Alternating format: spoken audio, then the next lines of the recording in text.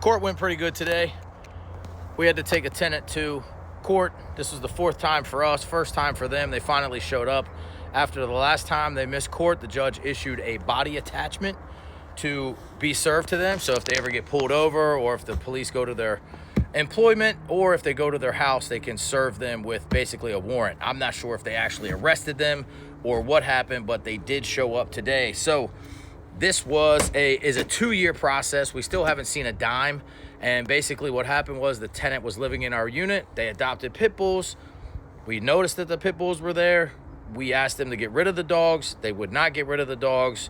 And then one day they just left. They left a few months early. They left the house a wreck. So we are now trying to collect for the lease agreement that had a few months left on it, and for the damages that they caused on our property. So what we've had to do is we had to go to court. We started this in 23. So let me give you a timeline. In August of 23, we went to court for the first time. They didn't show up. We had to pay a $166 filing fee.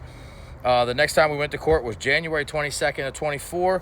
We issued a garnishment and we tried to go to their employers, but they both had quit their jobs, so they have new employers. So then we went back to court on February 22nd, 24, and we filed for an oral exam, which is basically what we got done today, a year later, a little bit more than a year later, and they didn't show up to that court appearance. So then we went to court again on 8/19/24, paid another $140 to file the same show cause.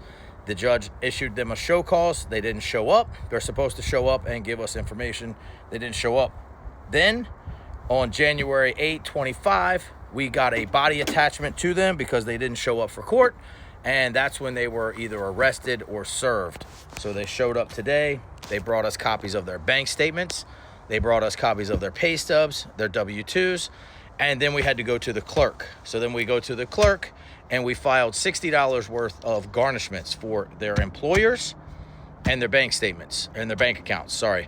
So now their employers have 30 days to get back to us whether they're willing to garnish the pay or not. And coincidentally, there's already garnishments on there, so we should be okay. It looks like the employer is gonna garnish their wages. And then on the bank account, how that works is we file the paperwork, we send it to the bank, and then the bank has 30 days to come back to us and say, yes, this person does have money in their account. What do you want us to do? Their accounts will be frozen at that time. Then we file the paperwork saying we need this much because of the garnishment. The judge would either approve or deny that garnishment, and then we would get the money from their bank account directly to us. They do have 2 other bank accounts, but we didn't go after that just because of the file.